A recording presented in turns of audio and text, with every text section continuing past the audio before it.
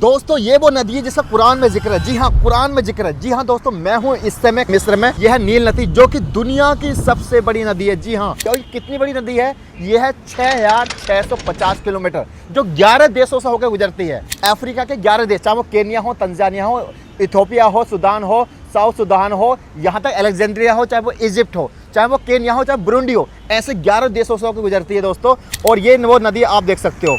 और इसी नदी का जो है कुरान में जिक्र है, जहाँ पे इसको नहरे नील बोला जाता है या दरियाए नील का भी जिक्र आता है। हदीस में भी जिक्र है, जहाँ पे हमारे रसूलुल्लाह ने फरमाया कि जन्नत से जो 4 नदी भेजी गई हैं, उसमें से एक नदी है, कौन सी? नील नदी।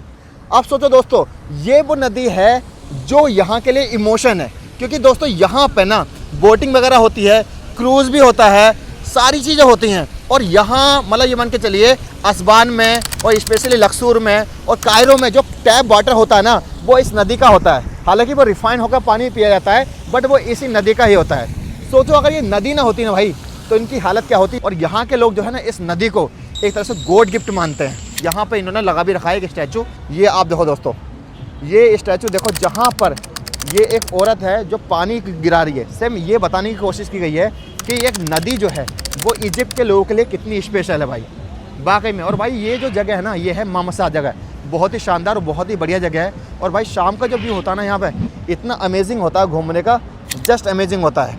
और यहाँ पे एग्जैक्टली लोग जो आते हैं ना, वो इस तरह से बोट में घूमने के लिए आते हैं, क्रूज़ में घूमने के लिए आते हैं, इंजॉय करते हैं। आप कुछ खा पी सकते हो, ये सारी चीज़ें यहाँ पर होती हैं। ये आप देख लीजिए। अगर ये वीडियो आपको फुल डिटेल में देखनी है तो यूट्यूब पर सर्च करो अरबाज़ ब्लॉग, और वहाँ से आप इस ब्लॉग को देख सकते हो।